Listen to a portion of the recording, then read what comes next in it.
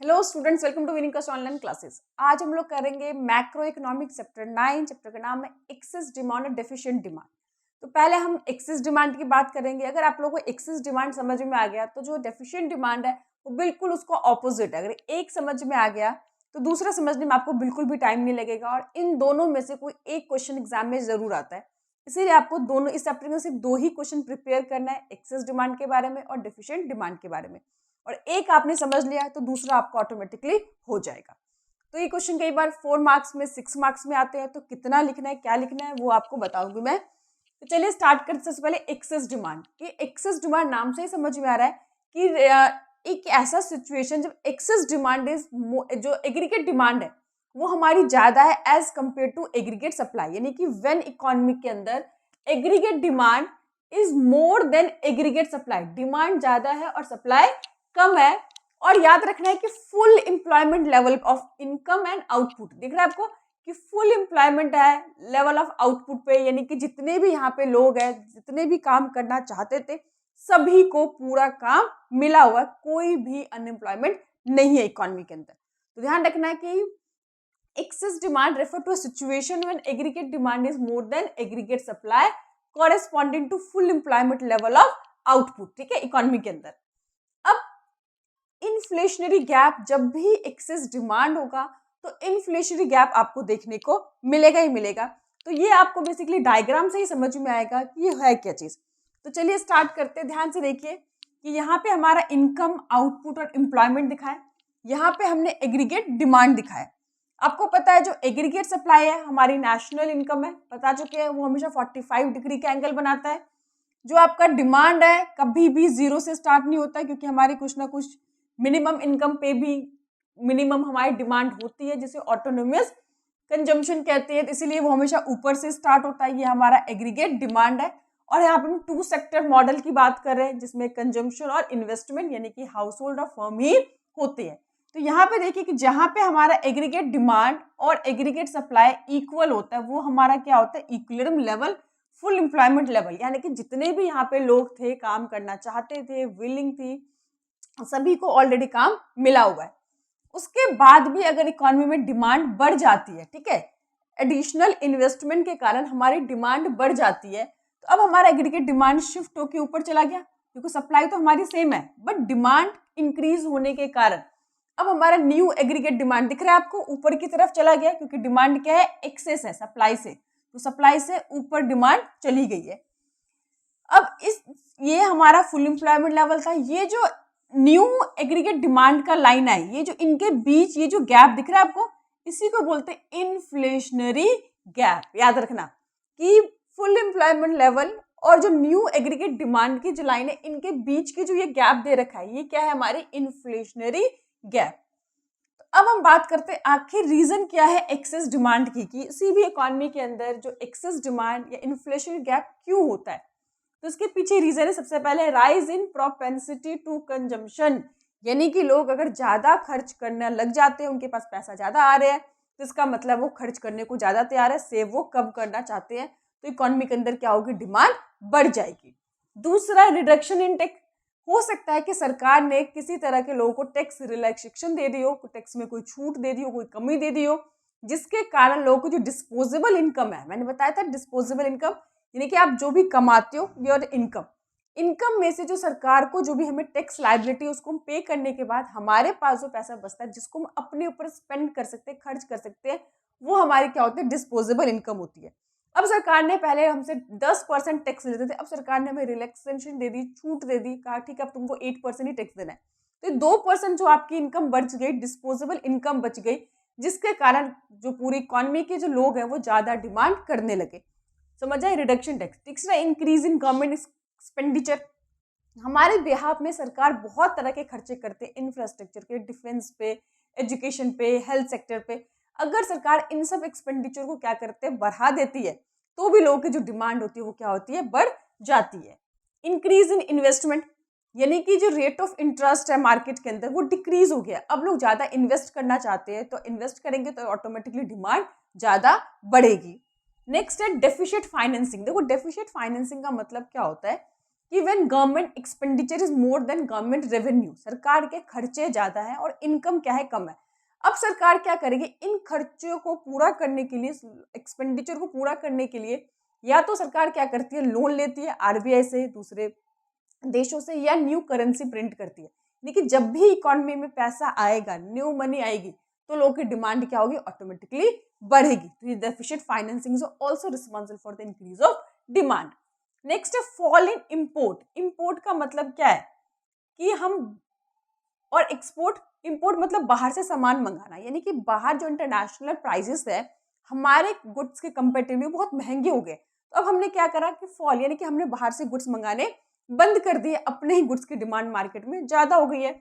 और rise in export, export मतलब विदेशों के लोग हमारे गुड्स की प्राइस कम होने के कारण वो ज्यादा डिमांड करने लगे। तो डोमेस्टिक डिमांड भी बहुत ज्यादा है और फॉरेन मार्केट के अंदर, इंटरनेशनल मार्केट में भी हमारे गुड्स की डिमांड बढ़ रही है। तो ओवरऑल हमारे गुड्स की डिमांड क्या हो रही है, बढ़ रही है। ये एक रीजन हमने देखे। तो यानी कि ये सारे जो रीजन है वो रीजन क्या है, एक्सेस ऑफ डिमांड की, कि डिमांड हमारी क्यों बढ़ रही है इकोनॉमी के अंदर। अब डिमांड बढ़ेगी तो उसका इम्पैक्ट भी चीजों पे पड़ेगा। बेसिकली 3 चीजों पे आपको इम्पैक्ट पड़ता है, आउटपुट पे, एम्प्लॉयमेंट पे और जनरल प्राइस लेवल पे।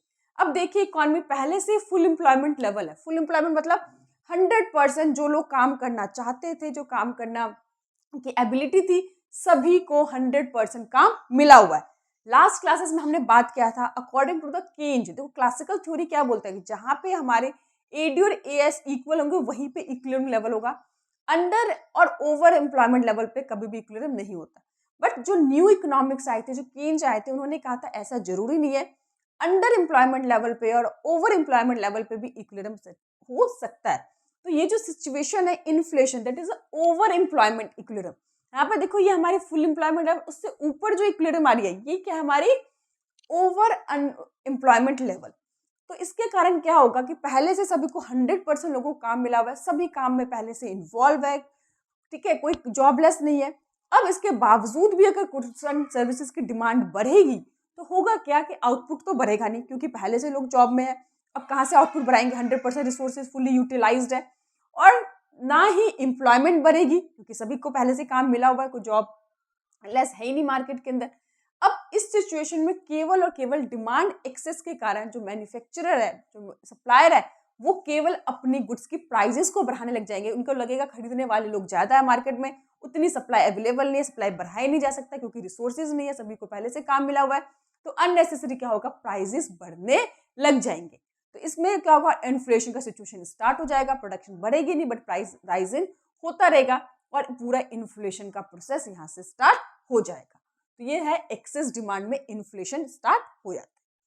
अब है कि इसको कंट्रोल कैसे किया जाए, क्योंकि इन्फ्लेशन किसी भी इकोनॉमी के लिए अच्छी चीज नहीं है। देखो स्लो रेट ऑफ इन्फ्लेशन तो ठीक है कि बाय द टाइम चीजों की प्राइसेस बढ़नी चाहिए, लेकिन बहुत तेजी से अगर इन्फ्लेशन होता है, जो मिडिल क्लास लोग होते हैं जिनकी इनकम फिक्स्ड होती है, उसके ऊपर बहुत नेगेटिव इम्पैक्ट पड़ता है। इसीलिए अब इस सिचुएशन को कंट्रोल कैसे किया जाए, क्योंकि कंट्रोल करना बहुत जरूरी है, वरना इकोनॉमी के अंदर काफी प्रॉब्लम आ जाएगी। स्पेशली जो मिडिल क्लास फैमिली है, जो गरीब लोग हैं, उनके ऊपर बहुत नेगेटिव इम्पैक्ट पड़ता है हाई इन्फ्लेशन से। तो इसको करेक्ट कैसे किया जाए, इसके 2 तरीके होते हैं। एक तो फिस्कल पॉलिसी, जो कि पॉलिसी सेंट्रल बैंक, जो कि सेंट्रल गवर्नमेंट के द्वारा किया जाता है, और दूसरा मॉनेटरी पॉलिसी। ये पॉलिसी सेंट्रल गवर्नमेंट जो होती है, आरबीआई जिसे हम कहते हैं, तो सेंट्रल बैंक के द्वारा इंस्ट्रूमेंट इसको यूज किया जाता है। तो पहले हम फिस्कल पॉलिसी की बात करते हैं। ध्यान रखना फिस्कल पॉलिसी कौन यूज करता है, गवर्नमेंट यूज करती है, ठीक है। तो गवर्नमेंट के 2 पॉलिसी होते हैं इसमें, इनकम और एक्सपेंडिचर पॉलिसी कहते हैं। सरकार इसमें क्या करेगी, अपने एक्सपेंडिचर को डिक्रीज कर देगी, क्योंकि अभी हमने देखा था सरकार के गवर्नमेंट एक्सपेंडिचर इंक्रीज होने के कारण हमारा डिमांड बढ़ रहा है। अब सरकार क्या करेगी, अपने एक्सपेंडिचर को डिक्रीज कर देगी ताकि लोगों की जो एक्सेस डिमांड है वो कम हो जाए। हमें यहाँ पे डिमांड को कम करना है क्योंकि यहाँ पे एक्सेस डिमांड है, क्योंकि सप्लाई तो हम बढ़ा नहीं सकते। उसके बाद इंक्रीज इन टैक्सेस। यहाँ पे हमने देखा था सरकार ने क्या किया था कि टैक्स में रिड्यूस कर दिया था, इसी कारण से लोगों की डिमांड बढ़ी थी। अब सरकार को क्या करना पड़ेगा, उल्टा करना पड़ेगा कि सरकार को या तो ऑलरेडी जो टैक्स है उसमें परसेंटेज इंक्रीज करना पड़ेगा ताकि लोगों की डिस्पोजेबल इनकम कम हो जाए और इकोनॉमी के अंदर डिमांड कम हो जाए, या गवर्नमेंट नए नए तरह के टैक्सेस लगाना स्टार्ट कर देगी। किसी भी कंडीशन में लोगों की डिस्पोजेबल इनकम को कम करना है ताकि इकोनॉमी के अंदर जो एक्सेस डिमांड है उस सिचुएशन कंट्रोल किया जा सके। तो ध्यान रखना, गवर्नमेंट स्पेंडिंग को कम करेगी और टैक्स को इंक्रीज कर देगी। ये जो रीजन थे उसी को सरकार ने उल्टा करना है। नेक्स्ट है कि मॉनेटरी पॉलिसी, ये सेंट्रल बैंक के द्वारा यूज किया जाता है इस इंस्ट्रूमेंट को। तो इसमें दो तरह के इंस्ट्रूमेंट है, क्वांटिटिव और दूसरा क्वालिटेटिव। हम ये सेंट्रल बैंक के फंक्शन में पढ़ चुके हैं कि किस तरह से वो इन्फ्लेशन और डिफ्लेशन सिचुएशन के अंदर इन पॉलिसी को यूज करके इकोनॉमी को करेक्ट करती है, इकोनॉमी में नॉर्मल सिचुएशन लेकर आती है। अभी हम क्या पढ़ रहे हैं, इन्फ्लेशन चल रहा है यानी कि एक्सेस डिमांड है। तो अब सरकार कौन कौन से पॉलिसी, सरकार नहीं, ये बैंक के द्वारा किया जाएगा, सेंट्रल बैंक के द्वारा। तो पहला क्या है, बैंक रेट। बैंक रेट हम पढ़ चुके हैं, बैंक रेट और रेपो रेट। जिस रेट पे देश का सेंट्रल बैंक कमर्शियल बैंक को लोन एंड एडवांसेस प्रोवाइड करता है उसे हम बैंक रेट या रेपो रेट कहेंगे। अगर शॉर्ट टर्म के लिए लोन दिया जा रहा है तो रेपो रेट, और लॉन्ग टर्म के लिए लोन दिया जा रहा है तो बैंक रेट। समझ में है, ये लोन एंड एडवांस का ही रेट है, बट ये शॉर्ट टर्म और लॉन्ग टर्म का डिफरेंस आपको याद रखना है। अब यहाँ पे हमें क्या करना है, डिमांड को कम करना है। तो हम क्या करेंगे, बैंक रेट को आरबीआई क्या करेगी, इंक्रीज कर देगी। रेपो रेट और बैंक रेट दोनों ही जब इंक्रीज कर देगी, जब कमर्शियल बैंक को सेंट्रल बैंक से महंगा लोन मिलेगा, तो आगे जब अपन कस्टमर को देंगे वो भी हाई रेट ऑफ इंटरेस्ट पे देंगे।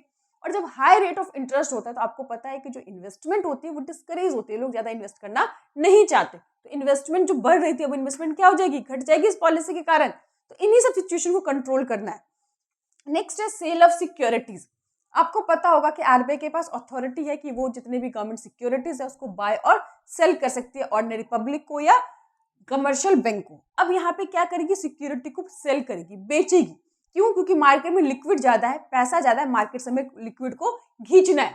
अब जब सिक्योरिटी सेल होगा, बेचेगी, तो लोग क्या करेंगे, उसको खरीदेंगे, या आरबीआई दूसरे जो बैंक है वो उसको खरीदेंगे। तो जो लिक्विड है वो कहाँ पे आ जाएगा, आरबीआई के पास आ जाएगा, और जो सिक्योरिटी है लोगों के पास चल जाएगी, क्योंकि यहाँ पे वो बेच रहे सिक्योरिटी को, याद रखना है। ठीक है, तो हमें मनी को मार्केट से खींचना है। नेक्स्ट है इंक्रीज इन एलएलआर यानी कि लीगल रिजर्व रेशियो। इसमें दो तरह के आपको पता है रिजर्व होते हैं, एक सीआरआर, एक होता है SLR, cash reserve ratio. Every commercial bank जितने भी डिपॉजिट होते हैं उसका पर्टिकुलर डिपॉजिट कहाँ पे, आरबीआई के पास उसे क्या करना पड़ता है, रिजर्व रखना पड़ता है, और ये आरबीआई जब चाहे इस परसेंटेज को इंक्रीज और डिक्रीज कर सकती है। Second SLR, statutory liquidity ratio. Every commercial bank have to maintain a particular reserve, उनको एक पर्टिकुलर रिजर्व लिक्विड के रूप में रखना पड़ता है ताकि जो उनके कस्टमर्स है उनकी डिमांड को पूरा कर सके। देखिए, हम लोग पैसा बैंक में डालते हैं और 1 घंटे बाद चाहे तो हम विड्रॉ भी कर सकते हैं। बैंक कभी भी आपको ये नहीं बोलेगा कि ठीक है भैया आपका पैसा, हमने किसी को लोन दिया हुआ है आप कल आएंगे। अगर इस तरह के बैंक बोलेगा तो बैंक से हमारा जो ट्रस्ट है कि भैया बैंक ने हमें एश्योर कर रखा है जब चाहो आप अपना पैसा लेके जा सकते हो, तो वो जो ट्रस्ट है बैंक का वो खत्म होगा। और इन ही जरूरतों को पूरा करने के लिए एवरी कमर्शियल बैंक को पर्टिकुलर रिजर्व लिक्विड के रूप में रखना पड़ता है, और ये रिजर्व कितना रखा जाएगा ये भी आरबीआई डिसाइड करती है। तो इस रिजर्व को क्या करेगी आरबीआई, इंक्रीज कर देगी। पहले मान लो 10% था, अब तुम्हें कहेगी 15% रखना है। अब इससे हो गया क्या, 15% रिजर्व रखने से जो लोन देने की कैपेबिलिटी है बैंक की वो घट जाएगी। और यही तो करना है कि लोन हमें कम देना है लोगों को, क्योंकि लोगों को ऑलरेडी बहुत पैसा है, मार्केट के अंदर डिमांड बहुत ज्यादा है। तो ये आपको याद रखना है। नेक्स्ट है क्वालिटेटिव। क्वालिटेटिव के अंदर इंक्रीज इन मार्जिन रिक्वायरमेंट्स। देखिए, मार्जिन रिक्वायरमेंट्स का मतलब होता है कि जब भी आप और हम कमर्शियल बैंक के पास लोन लेने के लिए जाते हैं तो बैंक के पास हमें अपने एसेट्स को मॉर्गेज रखना पड़ता है, गिरवी रखना पड़ता है, ठीक है, और उसके बेसिस पे बैंक हमें लोन देता है। अब बैंक का क्राइटेरिया होता है, फॉर एग्जाम्पल कि हमने 1 लाख के एसेट्स को मॉर्गेज रखा है, गिरवी रखा है, तो बैंक हो सकता है को 20% लेस करके हमको वो लोन दे, यानी कि 80,000 ही हमको लोन देगी। अब ये जो मार्जिन है वो इंक्रीज और डिक्रीज भी कर सकती है। अगर लगता है इन्फ्लेशन है तो वो क्या कहेगी ठीक है हमको 25% काटेंगे और आपको 75,000 ही आपको लोन मिलेगा, और इन्फ्लेशन में उसको उल्टा कर देती है। तो ये बैंक की अपनी पॉलिसी होती है ताकि लोगों को कम से कम पैसा दिया जाए, क्योंकि मार्केट में ऑलरेडी बहुत इन्फ्लेशन है, बहुत डिमांड है। अब हमें किसी तरह से डिमांड को कंट्रोल करना है, ठीक है। तो ये क्या करती है, उसको आरबीआई बढ़ा देती है। उसके बाद एडवाइस करती है जितने भी कमर्शियल बैंकों को, भैया आपको डिस्करेज करना है, जो अनप्रोडक्टिव चीज है उन चीजों के लिए आपको लोन नहीं देना है, क्योंकि मार्केट में ऑलरेडी बहुत डिमांड है और कस्टमर ज्यादा लोन लेंगे तो और पैसा इकोनॉमी में जाएगा और डिमांड बहुत ज्यादा बढ़ जाएगी। हम प्रोडक्शन को बढ़ा नहीं सकते, अननेसेसरी प्राइसेस बढ़ेगी, जो कि इकोनॉमी के लिए, आम लोगों के लिए ठीक चीज नहीं है। तो समझ में आए, तो ये आपको पूरा अच्छे से लिखना है। अगर 6 मार्क्स में आएगा तो आपको डेफिनेशन देनी है, डायग्राम बनाओगे, डायग्राम को एक्सप्लेन करोगे, फिर आपको रीजन बताओगे, फिर उसके इम्पैक्ट भी बताना है किस पे क्या इम्पैक्ट होगा, और फिर how to correct the excess demand. Okay, तो आई होप आपको समझ में आ गया होगा। ये आपको समझ में आ गया तो इसको समझने में आपको 5 मिनट भी नहीं लगने, क्योंकि बिल्कुल उसका ऑपोजिट है। तो अब डेफिशिएंट डिमांड क्या होता है? बिल्कुल उल्टा। ये एक ऐसा सिचुएशन है जब aggregate demand is less than aggregate supply. अब यहाँ पे क्या है, डिमांड कम है और सप्लाई मार्केट में ज्यादा है, लेकिन full employment level of output पे ये आपको ध्यान रखना है। अब ये डायग्राम भी आपका उल्टा बन जाएगा। देखिए यहाँ पे हमने इनकम, आउटपुट और एम्प्लॉयमेंट लिया है, यहाँ पे हमने एग्रीगेट डिमांड को लिया है। ये हमारी एग्रीगेट सप्लाई है जो 45 डिग्री का हमेशा एंगल बनाता है। ये आपका ऊपर से मैंने बताया कि एग्रीगेट डिमांड जो है कभी भी आपका 0 से स्टार्ट नहीं होता है, और यहाँ पे 2 सेक्टर मॉडल की बात हो रही है, इसीलिए जो ADS C+I के इक्वल है। अब यहाँ पे क्या है कि एग्रीगेट डिमांड कम है एग्रीगेट सप्लाई से, that is under employment level जो हम कहते हैं, समझ है, अंडर जो एम्प्लॉयमेंट इक्विलिब्रियम लेवल है वो बात हो रही है। लेकिन लास्ट क्लास पढ़ा था कि ओवर एम्प्लॉयमेंट भी हो सकती है और अंडर एम्प्लॉयमेंट पे भी इक्विलिब्रियम हो सकती है, तो ये अंडर एम्प्लॉयमेंट पे इक्विलिब्रियम लेवल है। तो यहाँ पे ध्यान से देखिए हमारा AD डिक्रीज है, AD1 क्यों? एडिशनल इन्वेस्टमेंट क्या हो गई है? डिक्रीज हो गई है। तो यहाँ पे हमारा फुल एम्प्लॉयमेंट लेवल था, अब हमारा जो है AD यहाँ पे आ गया। तो इनके बीच जो गैप है इसे हम क्या बोलते हैं? Deflationary gap. यहाँ पे क्या होगा? इन्फ्लेशन में, एक्सेस डिमांड में इन्फ्लेशनरी गैप, और जो डेफिशिएंट डिमांड के अंदर डिफ्लेशनरी गैप, आपको याद रखना है। ठीक है, अब रीजन वही सारे हम क्या कर देंगे? उसको उल्टा कर देंगे। यहाँ पे राइज इन प्रोपेंसिटी कंजम्पशन था, यहाँ पे डिक्रीज इन प्रोपेंसिटी कंजम्पशन, कि यहाँ पे लोग कंज्यूम नहीं कर रहे हैं। दूसरा, सरकार ने या तो टैक्स लगा दिया होगा जिसके कारण लोगों की डिस्पोजेबल इनकम घट गई है, उसमें क्या था? सरकार के टैक्स रिड्यूस थे, उसमें उल्टा increase. Decrease in government spending, सरकार ने खर्चे कम कर दिए, उसमें सरकार ने बढ़ा दिए थे जिससे डिमांड कम हो गई। अब सरकार ने खर्चे कम कर दिए जिसके कारण डिमांड मार्केट में कम हो गई है।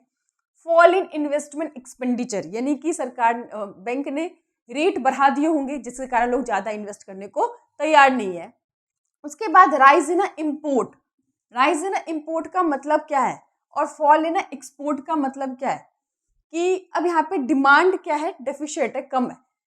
कि अब आपको याद क्या रखना है कि इकोनॉमी के अंदर हमने देखा था कि हमारे जो डोमेस्टिक प्राइस होते हैं वो भी इफेक्ट करते इंटरनेशनल मार्केट, हमारी गुड्स की डिमांड कितनी होगी। अगर हमारे प्राइजेस क्या होते हैं? बढ़ जाते हैं डोमेस्टिक गुड्स के price as compare to international में, तो लोग हमारी गुड्स को क्या करते हैं? एक्सपोर्ट लोग खरीद नहीं रहे, जिसके कारण हमारा डिमांड कम हो रहा है।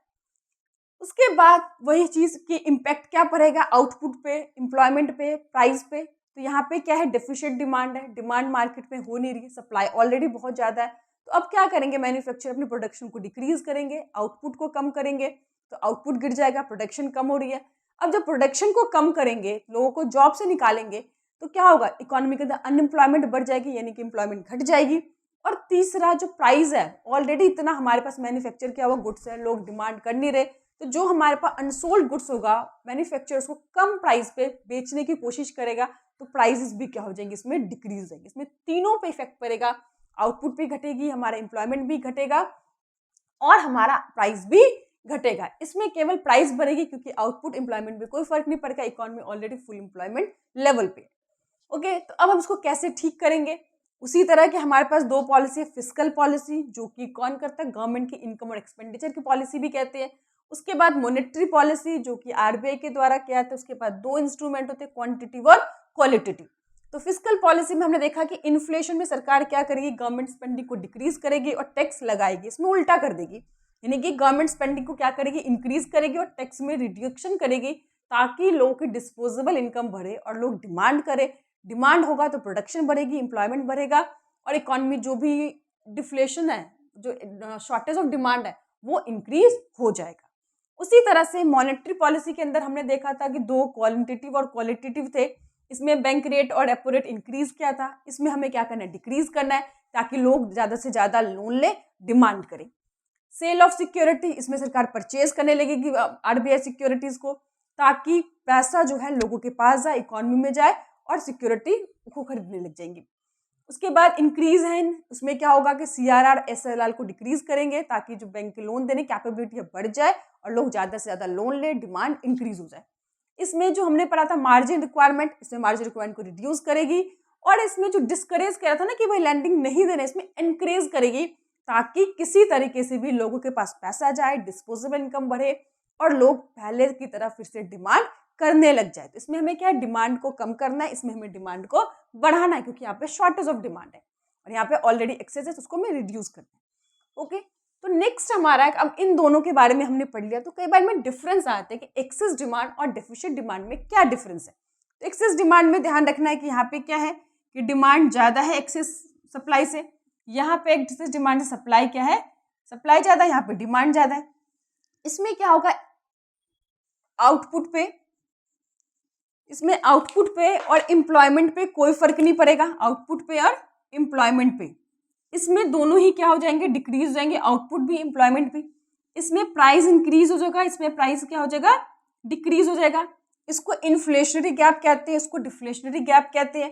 ठीक है, उसके बाद ये सारी है, इसमें गवर्नमेंट अपने टैक्सेस क्या करेगी, इंक्रीज करेगी, इसमें टैक्सेस को रिड्यूस करेगी, इसमें गवर्नमेंट एक्सपेंडिचर रिड्यूस करेगी, इसमें इंक्रीज करेगी। तो बिल्कुल ही आपका ऑपोजिट हो जाएगा, तो इसमें डिफरेंस ऑटोमेटिकली आपका बन जाएगा। ये ओवर एम्प्लॉयमेंट लेवल पे होता है, ये अंडर एम्प्लॉयमेंट लेवल पे होता है। तो ये सारा जो है आपको सिर्फ एक ही क्वेश्चन प्रिपेयर करना है, तो बाकी डिफरेंस और जो दूसरा क्वेश्चन है ऑटोमेटिकली आपका हो जाएगा। आई होप आपको अच्छे से समझ में आ गया होगा। कोई भी दिक्कत हो, प्रॉब्लम हो, आप लोग मुझे कमेंट कीजिए। Thank you.